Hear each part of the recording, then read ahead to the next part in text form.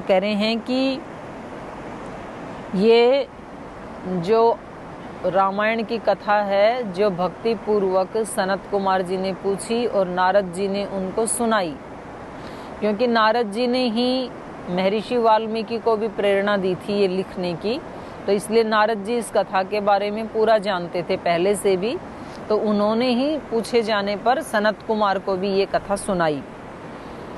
तो इस कथा का फल क्या है?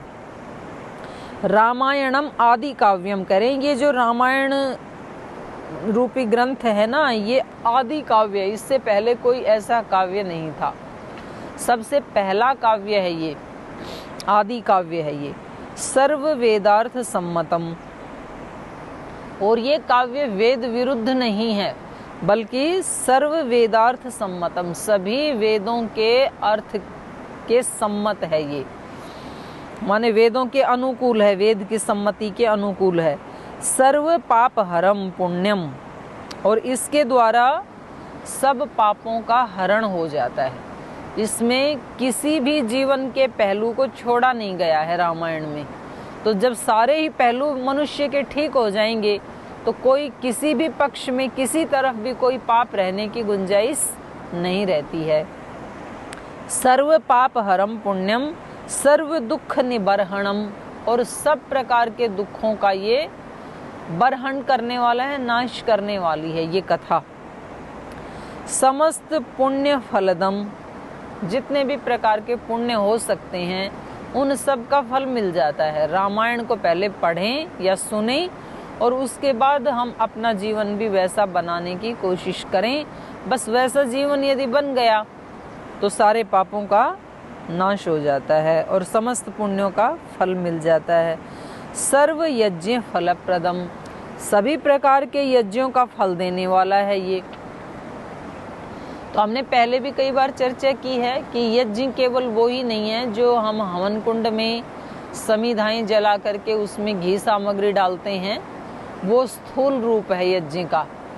गीता के भगवान कृष्ण ने भी यज्ञ को कहा है कि हम जो भी कर्म करते हैं और जिस व्यक्ति के प्रति माता पिता, गुरुजन, समाज, राष्ट्र, बच्चे, पति पत्नी, मित्र, भाई बहन, देवतागण, सारी समष्टि सृष्टि, इन सब के प्रति जो हमारा कर्तव्य है वो उनका हक उनको देना, उनका अधिकार उनको देना, यही यज्ञ की परिभाषा वहाँ पर बताई है। और ये सारी सृष्टि भी यज्ञ कर रही है। तो जब हम अपने कर्मों को ऐसे आदर्श बना लेते हैं, जैसे कि श्री राम ने अपने कर्मों को आदर्श बनाया, तो हमारे सारे यज्ञ पूरे हो गए फिर, और तभी हमारा जीवन रूपी यज्ञ पूर्णाहुति को प्राप्त होता है फिर। तो इसलिए इन्होंने कहा कि ये जो रामायण का पढ़ना, पढ़ाना, सुनना, सुनाना और फिर उसको अपने जीवन में लाना, ऐसा श्रेष्ठ अपना जीवन बनाना, सबके अनुकूल ऐसा अपना जीवन बनाना कि हम किसी को भी हिंसा ना करें, किसी को भी दुखी ना करें, तो समझ लो कि हमारा जीवन ही एक यज्ञ बन गया। हमें आधा घंटा 1 घंटा यज्ञ जो करते हैं वो तो करना चाहिए ही, उसके साथ साथ हमारा जितना भी पूरे दिन का जो जीवन है तो उसमें एक एक कर्म, एक एक विचार, एक एक हृदय की भावना, हमारा एक एक बुद्धि का निर्णय, हमारी इंद्रियों का एक एक कर्म, वो यज्ञ जैसा ही होना चाहिए। जैसे यज्ञ करके व्यक्ति को बहुत अच्छा लगता है कि मैंने कितना पुण्य का कर्म किया, ऐसे ही एक एक काम करके व्यक्ति को बहुत अच्छा लगना चाहिए। एक व्यक्ति को झाड़ू पोछा लगा के भी उतनी ही खुशी मिलनी चाहिए जितनी यज्ञ करके खुशी मिलती है।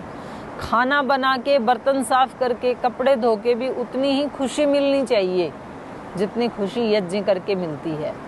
एक व्यक्ति को उतनी ही संतुष्टि अपना ऑफिशियल वर्क करने के बाद भी मिलनी चाहिए। जैसे यज्ञ करके संतुष्ट होते हैं ना, और ऑफिस का काम करके बिल्कुल थक जाते हैं, जब घर आते हैं और बच्चे दरवाजे के ऊपर ही पहुंच जाते हैं कि पापा आ गए, पापा आ गए। पापा कहते हैं अभी मेरे से बात मत करो, मेरा दिमाग अभी ठीक नहीं है। तो इसका मतलब है कि आपने ऑफिस में रहते हुए यज्ञ नहीं किया।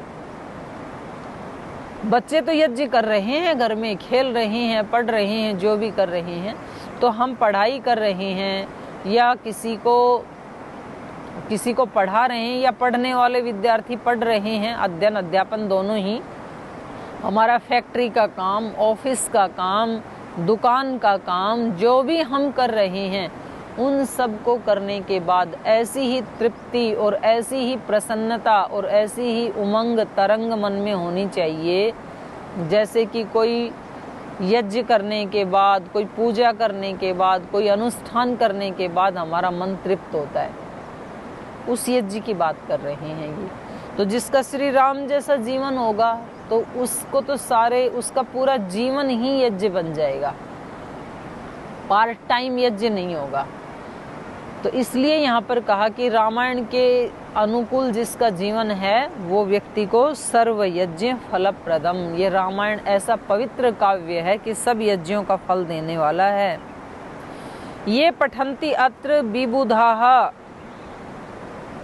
विबुधाः मतलब विशेष रूप से जो बुद्ध हो गए हैं, माने विद्वान, अर्थात विशेष ज्ञान जिन्होंने प्राप्त कर लिया है, जो आत्मवेत्ता हैं, जो ब्रह्मवेत्ता हैं, जिन्होंने इस संसार के शरीर के रहस्य को जान लिया है और अपनी आत्मा के रहस्य को भी जान लिया है कि मेरा क्या स्वरूप है, और उसको जान के वैसा ही आचरण करते हुए जो जीते हैं, तो उनके लिए कहा यहाँ पर ये भी बुधाः, जो विशेष विद्वान, अत्र श्लोकम पठंती, रामायण का एक श्लोक भी वो लोग पढ़ लेते हैं, और एक श्लोक ही नहीं, श्लोकार्धम एव च, एक श्लोक का आधा भी यदि पढ़ लेते हैं तो न तेषाम पाप बंधः कदाचित अपि जायते, कभी भी उनको पाप बांध ही नहीं सकता है।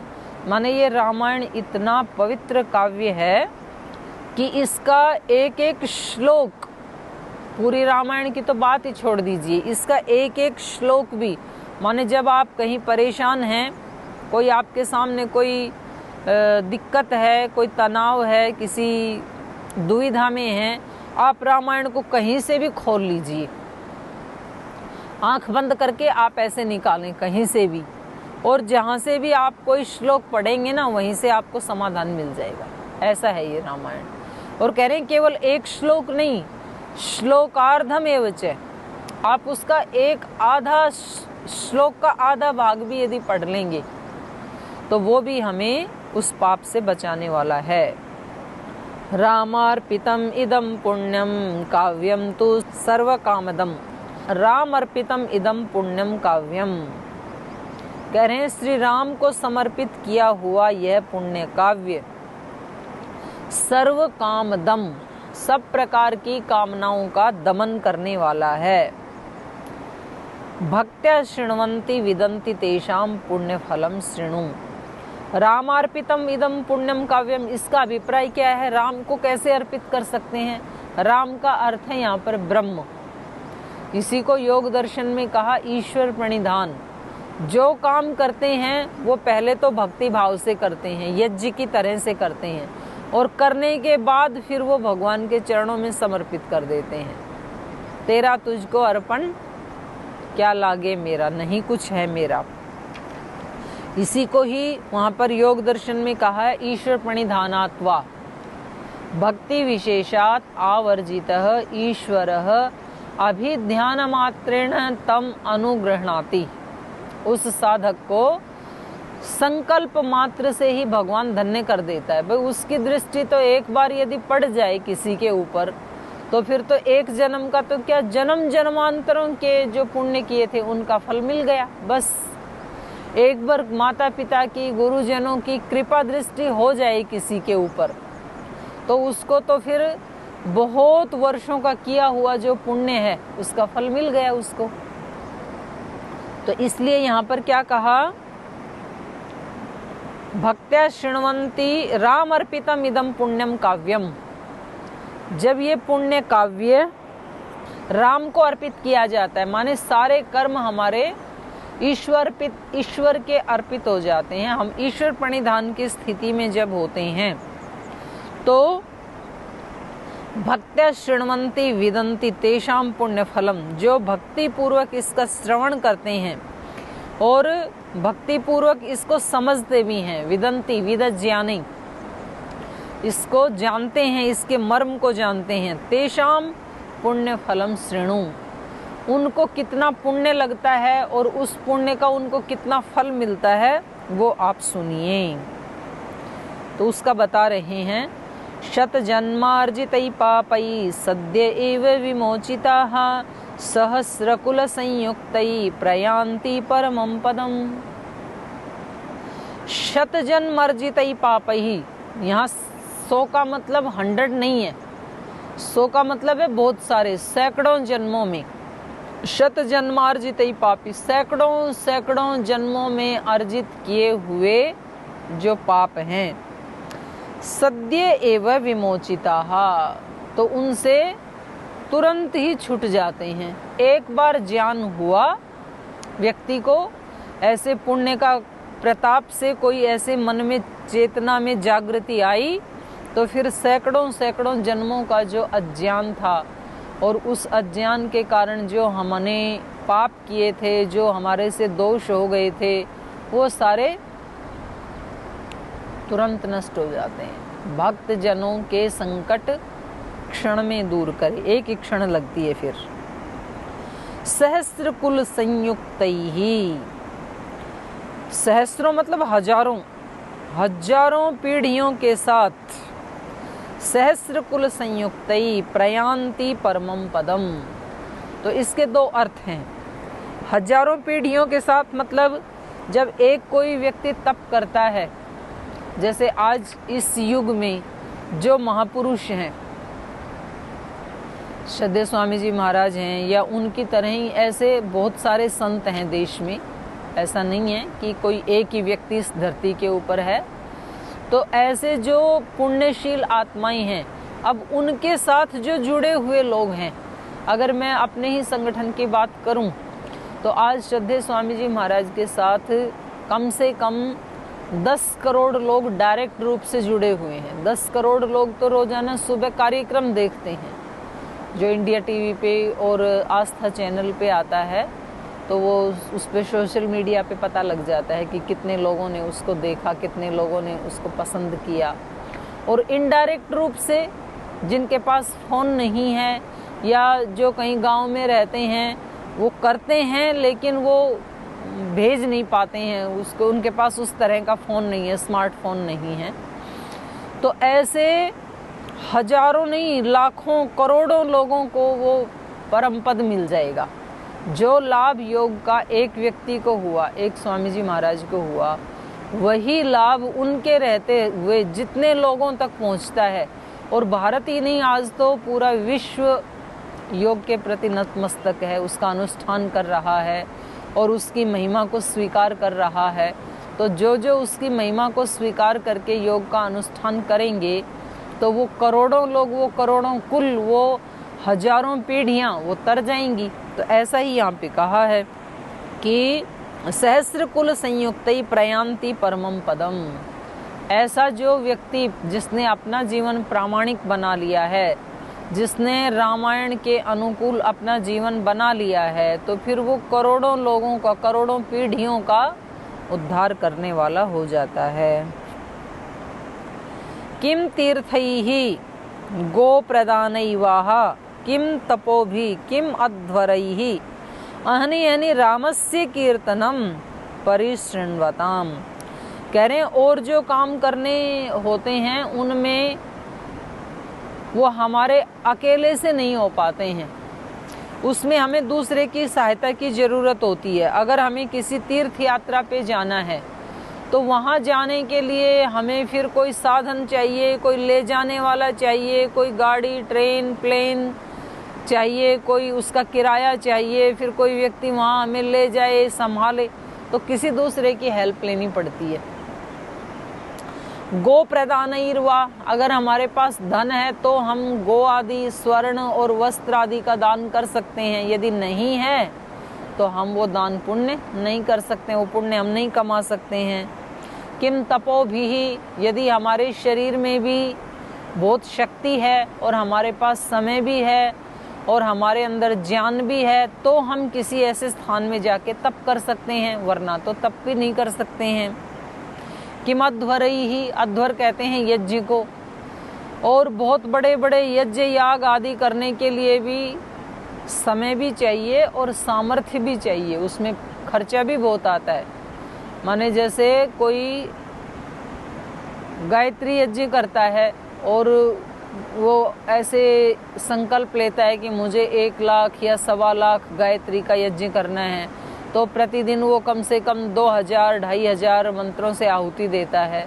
तो 2-2500 मंत्रों से आहुति देने के लिए कम से कम उसको 3 किलो तो घी चाहिए रोजाना, 3 किलो या 4 किलो। और फिर सामग्री चाहिए, इतना समय चाहिए, और फिर जा कर के कहीं 2-3 महीने में वो यज्ञ पूरा होता है। तो अब इतनी ज़्यादा सामर्थ्य, इतनी शक्ति सबके पास तो नहीं होती है। रोज़ाना 4 किलो घी का मतलब है रोज़ाना 2000 रुपये का घी अग्नि को देना, और फिर सामग्री अलग से है, और फिर और समिधाएँ अलग से हैं, और आने वालों को कुछ प्रसाद आदि देना वो अलग से है। तो कितना तो खर्चा चाहिए, कितना समय चाहिए। तो कह रहे हैं कि ये सब करने में हमें डिपेंड होना पड़ता है, दूसरों के निर्भर होना पड़ता है। लेकिन रामायण की कथा सुनने में या पढ़ने में किसी के भी डिपेंड नहीं होना पड़ता, और जैसा रामायण में कहा है वैसा जीने में हमें किसी के भी डिपेंड नहीं होना पड़ता, वो हम स्वयं से कर सकते हैं, उसमें कुछ भी लगता नहीं है। तो कह रहे हैं कि ये सब करने से क्या फ़ायदा, इतना ज़्यादा झंझट मोल लेने की आवश्यकता नहीं है। आप केवल रामायण को पढ़ें या रामायण को सुने और उसके अनुसार जीवन जिएं, तो फिर आपको तीर्थ में जाने की आवश्यकता नहीं है। किम तीर्थई, तीर्थ से क्या प्रयोजन। किम गो प्रदानई ही, गाय आदि सोने आदि का दान देने से क्या प्रयोजन। अब कोई ज़रूरत नहीं है आपको, अगर आपके पास है तो दीजिए, ऐसा नहीं है कि मना कर रहे हैं, लेकिन आपके पास यदि सामर्थ्य नहीं है तो कोई बात नहीं है। रामायण के पढ़ने सुनने से और वैसा आचरण करने से ही आपको वो सारा फल मिल जाएगा। किम तीर्थई किम गो प्रदानैवा किम तपोभिहि, इतना तप नहीं कर पा रहे हैं आप, जाके कहीं जंगल में, गुफा में, पहाड़ में, कंदरा में, हिमालय में, कोई बात नहीं, आप अपने घर में बैठ करके रामायण का पाठ करें, रामायण की कथा सुनें, कहीं जाकर वैसा आचरण करें। किम अध्वरई ही, बड़े बड़े यज्ञ याग करने की कोई आवश्यकता नहीं है, उनसे क्या प्रयोजन है जब आपका जीवन ही रामायण के अनुसार हो गया। अहनि अहनि रामस्य कीर्तनम परिशृण्वताम, प्रतिदिन रामस्य कीर्तनम, उस राम के नाम का कीर्तन माने उसके गुणगान का आप अनुष्ठान करें, उसका गुणगान करें, उसके नाम का श्रवण करें। राम का मतलब है यहाँ पर ब्रह्म, भक्ति, भक्ति भाव से उस ब्रह्म के, उस राम के गुणों को अगर आप प्रतिदिन गाएं श्रद्धा भक्ति से, तो आपको इन सारे कर्मों का फल मिल जाएगा। इसकी शुरुआत कब करनी चाहिए ये पहले कई बार बता चुके हैं, फिर से याद दिला रहे हैं। चैत्रे माघे कार्तिके च रामायण कथामृतम, चैत्र मास में, माघ मास में और कार्तिक मास में इस रामायण की कथा का अमृत जो है वो सुनना चाहिए। नवई ही अहो भी, 9 दिन में, नवई अहो भी श्रोतव्यम, 9 दिन में इसको सुनना चाहिए जो रामायण का कथामृत है। राम प्रसाद जनकम, राम भक्ति विवर्धनम, तो ये 9 दिन का रामायण रूपी महाकाव्य का सुनना, ये क्या करेगा, क्या फल देगा।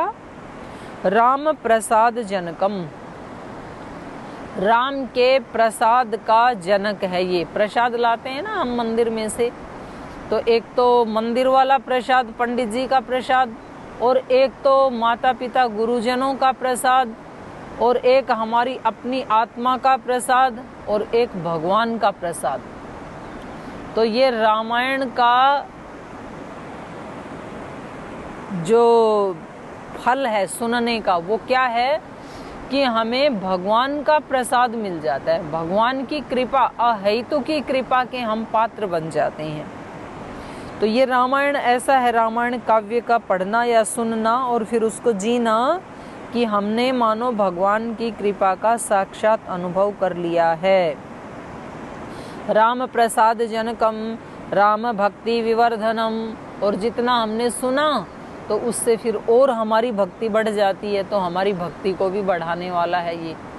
क्योंकि उपनिषदों में एक श्लोक आता है, व्रतेन दीक्षाम आपनोति दीक्षया आपनोति दक्षिणाम, दक्षिणा श्रद्धाम आपनोति श्रद्धया सत्यम आप्यते। जब कोई व्यक्ति कोई श्रेष्ठ काम करने का व्रत लेता है, व्रतेन दीक्षाम आपनोति, पहले तो संकल्प लेता है कोई शुभ काम करने का और फिर अगले दिन उस काम को कर डालता है। जब कर डालता है इसको कहा दीक्षा। पहले रात को व्रत लेता है कि मैं कल सुबह 4 बजे उठूंगा ब्रह्म मुहूर्त में और उठ करके ध्यान लगाऊंगा, ये हो गया व्रत। और फिर सुबह वो उठ जाता है और ध्यान लगा लेता है, ये हो गई दीक्षा। तो इसलिए 2 शब्द आते हैं हमारे यहाँ, शिक्षा, दीक्षा। शिक्षा का मतलब शब्द रूप में सुनना और दीक्षा का मतलब वैसा आचरण में आ जाना। तो इसलिए 2 शब्द आते हैं, शिक्षा दीक्षा। इसकी शिक्षा दीक्षा वहां पूरी हुई।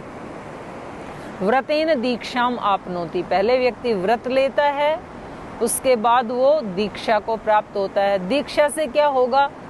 दीक्षया आपनोति दक्षिणाम, जब किसी काम को करने लग जाता है, दीक्षित हो जाता है। दीक्षित होना मतलब कुशल होना। तो एक तो कुल का ही, किसी ऋषि का कुल ही चला हुआ है दीक्षित। दीक्षित माने जिन्होंने वो कर्म किया, वेदोक्त कर्म किया, तो उनके कुल को कहते हैं दीक्षित कुल। उससे क्या होगा? दीक्षया आपनोति दक्षिणाम, फिर दक्षिणा मिलनी शुरू हो जाती है। दक्षिणा का मतलब है उसका फल मिलना शुरू हो जाता है। फिर जैसे ही हमने ध्यान किया तो हमारा मन शांत होने लगा, ये दक्षिणा है। जैसे ही हमने प्राणायाम और व्यायाम करना शुरू किया, हमारे रोग नष्ट होने शुरू हुए, ये उसकी दीक्षा है, ये दक्षिणा है। और जैसे ही रोग शांत हुए, व्यायाम प्राणायाम करते करते, ध्यान करते करते, तो फिर हमारे मन में एक पॉजिटिव एनर्जी बढ़ने लगी आत्मा में, ये उसकी दक्षिणा है। जैसे ही कोई व्यक्ति नौकरी पे जाने लगा तो उसको महीने में फिर तनख्वाह मिलने लगी, ये उसकी दक्षिणा है। जैसे ही किसी व्यक्ति ने यज्ञ आदि याग आदि करवाया तो उसको वहाँ से फिर उसका जो भी पारितोषिक है, फल है, उसकी दक्षिणा है, वो मिलने लगी। तो जो हम करते हैं, जैसे ही किसी व्यक्ति ने पाप करना शुरू किया तो उसके मन में बेचैनी, अशांति, तनाव, टेंशन आने लगे, ये उस पाप का दक्षिणा है ये। तो जो भी हम करते हैं, दीक्षित होते हैं। कोई दोनों ही प्रकार का व्रत ले सकता है व्यक्ति, अच्छा काम करने का भी ले सकता है, बुरा करने का भी ले सकता है।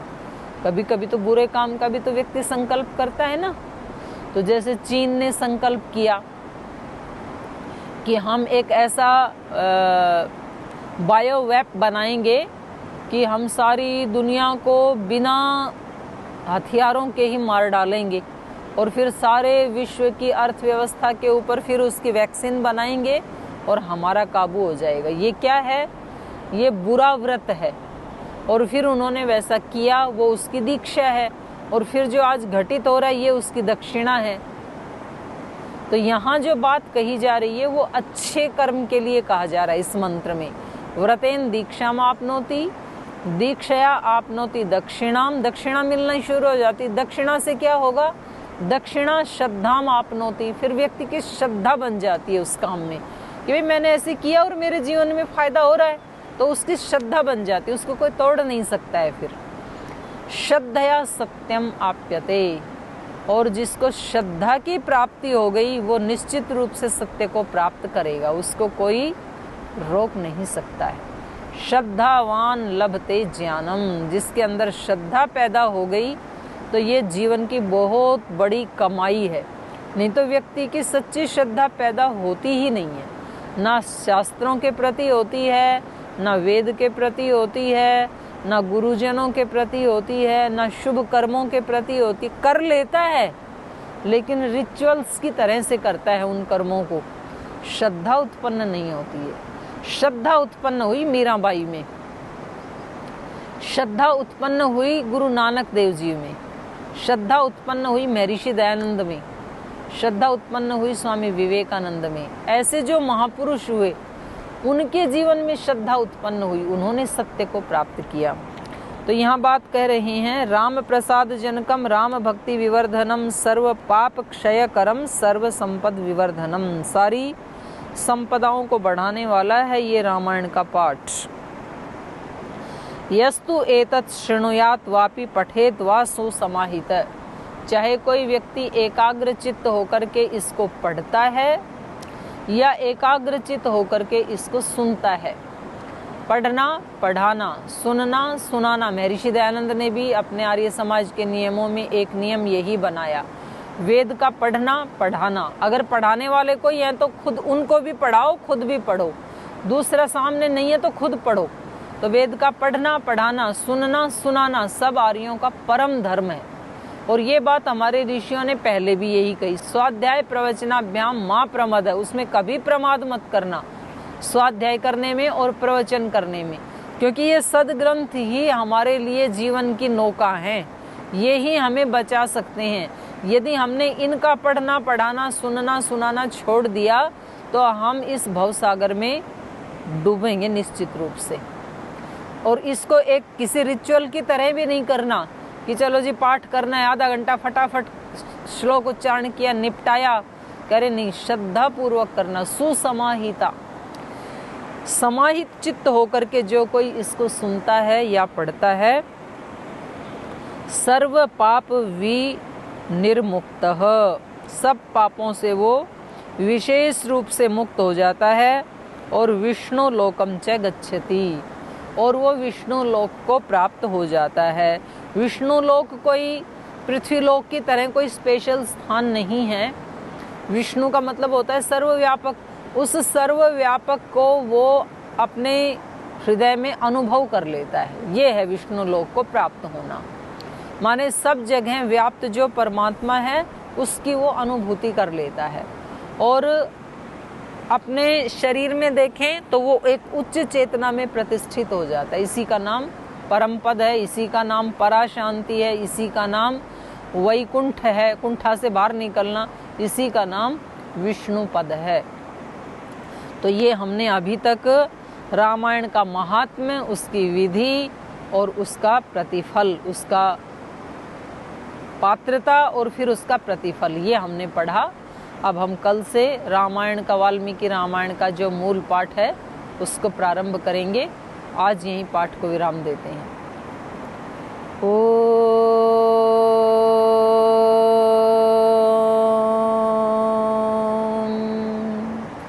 शांति शांति शांति। श्री गुरुभ्यो नमः।